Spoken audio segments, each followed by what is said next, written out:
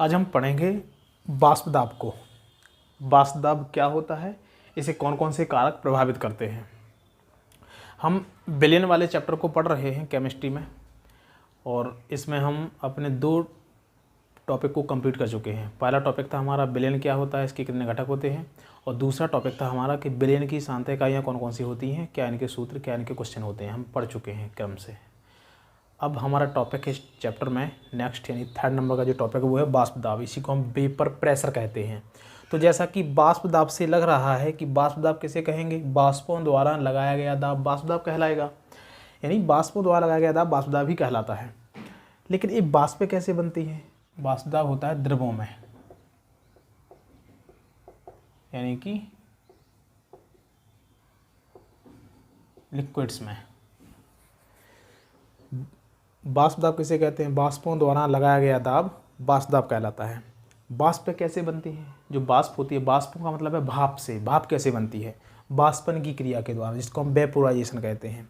तो ये हमने कोई छोटी सी टंकी ली है जो कैसी है, खुली है, ऊपर से बंद नहीं है ना, क्लोज्ड नहीं है, ओपन है ये। इसमें एक जब भी हम कोई द्रव लेते हैं तो इसमें एक ऊपरी सतह होती है द्रव की। ऊपरी सतह पे केवल वो अणु होते हैं जिनका आकर्षण बल बल्क अणुओं की तुलना में कम होता है और इनकी गतिज ऊर्जा बल्क अणुओं की तुलना में अधिक होती है।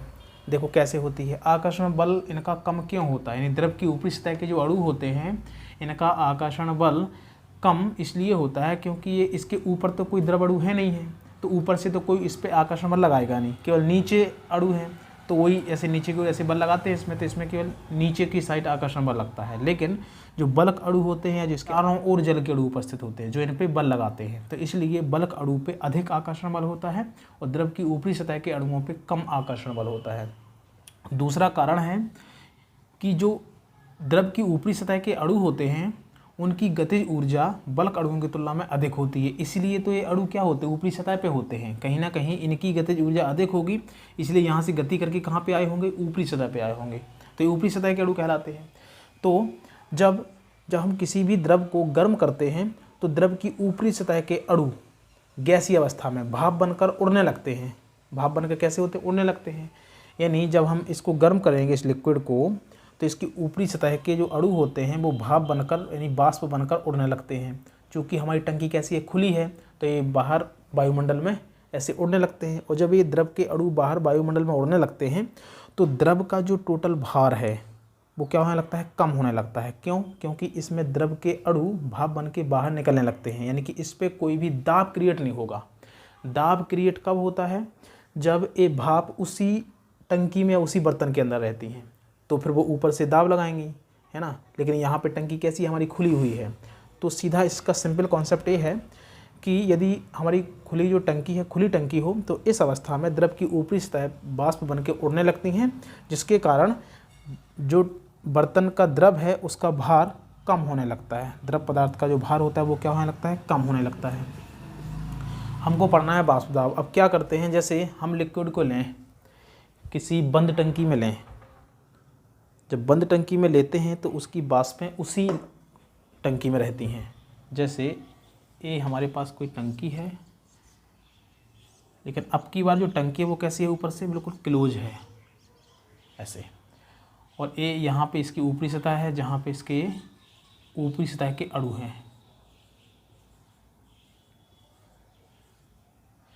और ये इसमें बल्क अणु हैं, ये ऊपरी सतह के अणु हैं। अब जब द्रव की ऊपरी सतह के अणु इस द्रव को गर्म करने पर द्रव की ऊपरी सतह के अणु भाप बनकर उड़ते हैं, ऐसे करके ऐसे उड़ने लगते हैं। तो ये भाप इसी कंटेनर या इसी टंकी में रहते हैं, जो पुनः द्रव अवस्था में बदलकर द्रव की ऊपरी सतह पे यहाँ पे दाब लगाते हैं, प्रेशर लगाते हैं।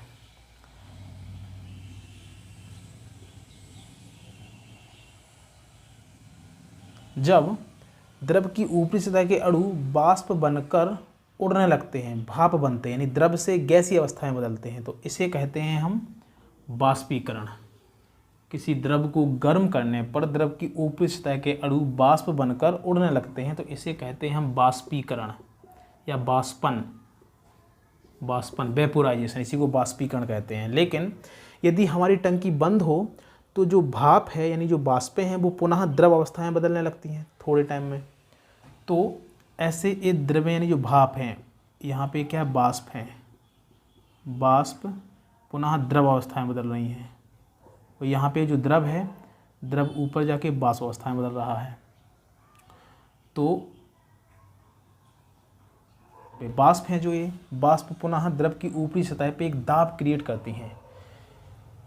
तो द्रव की ऊपरी सतह के अणु भाप बनकर उड़ते हैं, इसको बोलते हैं बाष्पन। और ये जो बाष्प हैं, चूँकि टंकी बंद है, जब टंकी बंद होती है इस कंडीशन में बाष्प में पुनः द्रव अवस्था में बदलने लगती हैं, तो इसे बोलते हैं हम संघनन।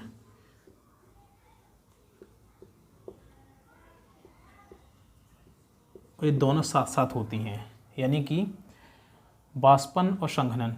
तो जितनी द्रव बाष्प बनाती हैं उतनी ही बाष्पें द्रव बनाती हैं। मतलब एक साम्यावस्था क्रिएट हो गई। जितना वेग अग्र अभिक्रिया का है उतनी वेग पश्च अभिक्रिया का। अग्र अभिक्रिया का मतलब है द्रव की ऊपरी सतह के अणु बाष्प बना रहे, और पश्च का मतलब है बाष्प पुनः द्रव में परिवर्तित हो रहे। तो इसको बोलते हैं हम अग्र और पश्च अभिक्रिया, यानी कि द्रव गैसीय अवस्था में परिवर्तित हो रहे हैं और गैस पुनः द्रव में परिवर्तित हो रहे हैं। इसको बोलते हैं हम साम्यावस्था, यानी कि एक इक्विलिब्रियम क्रिएट हो जाता है। यहाँ पे साम्यावस्था क्रिएट हो जाती है। तो साम्यावस्था में उपस्थित बाष्पों द्वारा द्रव की ऊपरी सतह पर लगाया गया दाब बाष्प दाब कहलाता है। कैसे? यहाँ पे लिखे देता हूँ परिभाषा। साम्यावस्था में उपस्थित बाष्पों द्वारा द्रव की ऊपरी सतह पर लगाया गया दाब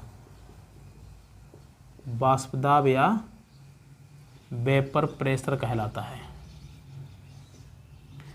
साम्यावस्था में उपस्थित, साम्यावस्था यहाँ पे क्रिएट हो गई, तो साम्यावस्था में उपस्थित बाष्पों द्वारा द्रव की ऊपरी सतह पर लगाया गया दाब बाष्प दाब कहलाता है। ऐसे ऐसे दाब उत्पन्न हो जाता है, तो हम इसी को बाष्प दाब कहते हैं। तो फिर से बाष्पों द्वारा लगाया गया दाब बाष्प दाब कहलाता है। बाष्प में कैसे बनती है? बाष्पन की क्रिया से। कैसे होती है? जैसे मैं कोई लिक्विड ले लूँ, तो लिक्विड को हम लेते हैं, वो गर्म करते हैं, तो इसकी ऊपरी सतह के जो द्रव अणु होते हैं ये भाप बनकर उड़ने लगते हैं। क्यों उड़ते हैं भाप बन के? इसके दो रीजन हैं कि इनका जो द्रव की ऊपरी सतह के अणु होते हैं इनका आकर्षण बल बल्क अणुओं की तुलना में कम होता है और इनकी गतिज ऊर्जा बल्क अणुओं की तुलना में अधिक होती है। तो इन दो रीजन के कारण द्रव की ऊपरी सतह के अणु भाप बनकर उड़ने लगते हैं। चूँकि हमारी टंकी खुली हुई है इसलिए यहाँ पे दाब नहीं क्रिएट होगा। दाब कब क्रिएट होता है? जब साम्यावस्था क्रिएट हो जाती है। इसके जो अणु हैं वो बाष्प बनकर बाहर उड़ते जाते हैं। बाष्प बन के बाहर उड़ते जाते हैं तो कहीं ना कहीं जो द्रव पदार्थ हमने लिया है उसका भार कम होने लगता है। तो हम इसको ऐसे बोलते हैं कि बाष्पन की क्रिया में द्रव अणु बाष्प बनकर उड़ने लगते हैं, जिससे द्रव पदार्थ का भार कम हो जाता है। एक कंसेप्ट यहाँ पे क्लियर हो गया। लेकिन हमें क्या पढ़ना है? बाष्प दाब पढ़ना है। तो इसके लिए हम क्या करेंगे? हम किसी टंकी को लेंगे जो कि कैसी हो? बंद हो। तो हम इस बाष्प दाब पढ़ना है हमको, तो हम एक बंद टंकी को लेते हैं। बंद टंकी में देखते हैं कि जब हम गर्म करते हैं किसी भी द्रव पदार्थ को, लिक्विड को, तो द्रव की ऊपरी सतह के जो अणु हैं वो बाष्प बनकर उड़ने लगते हैं। क्यों? क्योंकि उनकी गतिज ऊर्जा बल्क अणुओं की तुलना में अधिक होती है और आकर्षण बल बल्क अणुओं की तुलना में कम होता है। इसलिए जब द्रव पदार्थों के अणुओं को गर्म करते हैं तो वो बाष्प बन के ऊपर उड़ते जाते हैं। इसी टाइम टंकी चूँकि बंद है तो जो बाष्पें हैं वो पुनः द्रव अवस्था में बदलती रहती हैं। तो द्रव अणुओं का बाष्प में बदलना बाष्पन कहलाता है और बाष्प का पुनः द्रव में बदलना संघनन कहलाता है। दोनों क्रियाएं साथ साथ होती रहती हैं। इसी को हम साम्यावस्था कहते हैं। तो साम्यावस्था क्रिएट हो जाती है। तो हम अब इस परिभाषा को इस तरीके से बोलते हैं या इस प्रकार से बाष्प क्रिएट हो जाता है कि साम्यावस्था में उपस्थित बाष्पों द्वारा द्रव की ऊपरी सतह पर लगने वाला दाब बाष्प दाब कहलाता है। तो मैंने यहाँ पे डेफिनेशन को लिख दिया है। साम्यावस्था में उपस्थित बाष्पों द्वारा द्रव की ऊपरी सतह पर लगाया गया दाब ऊपरी सतह पर, यहाँ पे द्रव की ऊपरी सतह पर लगाया गया दाब बाष्प दाब कहलाता है। एक कैसा है, शुद्ध वाटर है, मतलब यहाँ पे ये लिक्विड लिया है, हमने वाटर लिया है ना, वाटर, प्योर वाटर है ये। तो इसके वाष्प दाब को हम रिप्रेजेंट करते हैं पी नॉट ए से। पी नॉट ए का मीन्स है शुद्ध विलायक का वाष्प दाब। पी नॉट ए का मतलब है शुद्ध विलायक का वाष्प दाब। हेडिंग लगाएंगे वाष्प दाब को प्रभावित करने वाले कारक। अब हम पढ़ेंगे वाष्प दाब को प्रभावित करने वाले कारक, कौन कौन से कारक इसे प्रभावित करते हैं। तो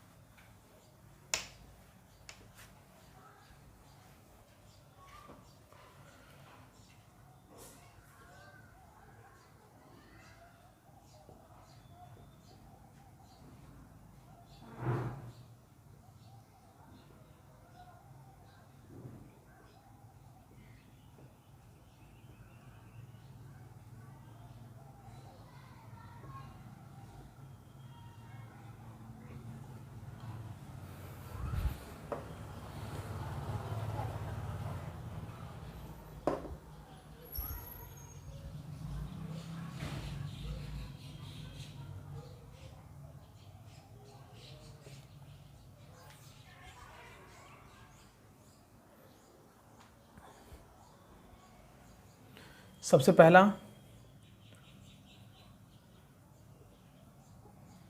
वाष्प दाब किसी बर्तन या टंकी की आकृति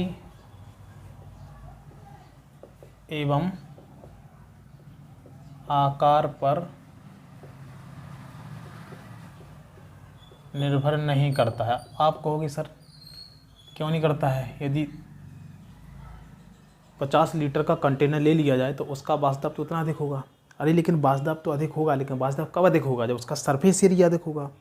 हम कंटेनर बड़ा ले लेंगे तो उसका सरफेस एरिया भी तो बड़ा हो जाएगा ना, मतलब प्रेशर पर यूनिट वॉल्यूम होता है ना। तो हम कह सकते हैं कि वाष्प दाब किसी बर्तन टंकी की आकृति आकार पर निर्भर नहीं करता है। अब जैसे दूसरा है कि वाष्प दाब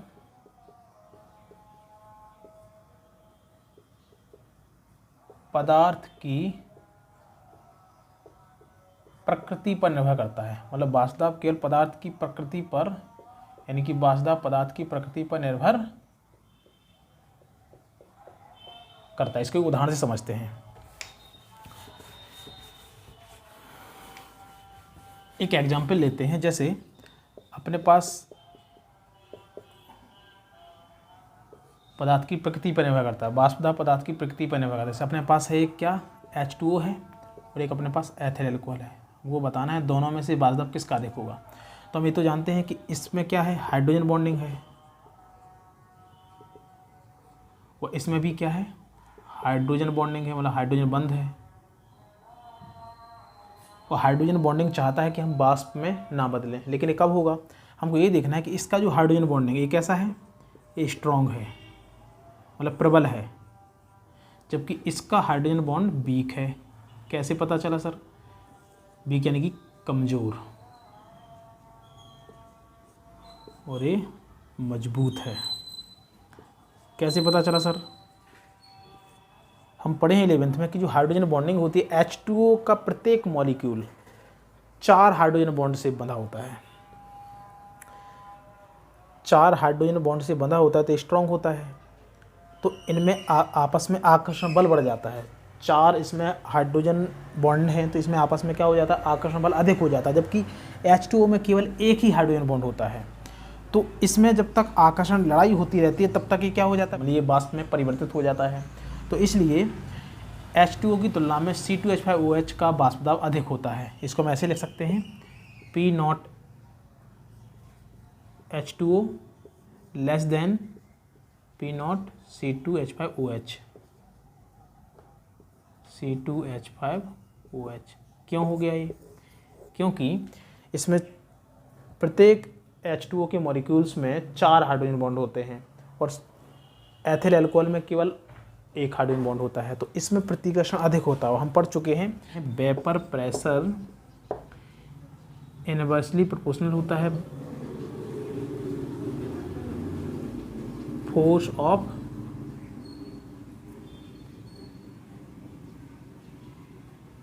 अट्रैक्शन बिटवीन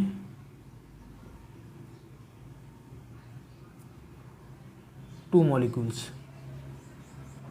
अणुओं के मध्य लगने वाला आकर्षण बल वाष्प दाब के भेद क्रमानुपाती होता है, इसलिए H2O का वाष्प दाब C2H5OH की तुलना में कम होता है।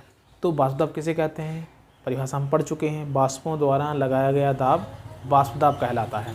वाष्पें कैसे बनती हैं? वाष्पन की क्रिया से। जब हम किसी लिक्विड को खुली टंकी में ले लें, उसको गर्म करें, तो ऊपरी सतह के द्रव भाप बन के उड़ने लगते हैं, जबकि बल्क अणु उसी में रहते हैं।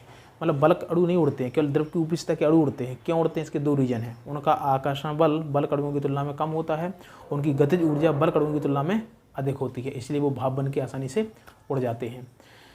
लेकिन हमको ज्ञात करना है वाष्प दाब, और दाब को क्रिएट करने के लिए हमें इक्विलिब्रियम को क्रिएट करना पड़ता है। तो इसके लिए हम क्या करते हैं? हम पढ़ चुके हैं 11th में कि इक्विलिब्रियम केवल बंद पात्र में ही उत्पन्न होता है।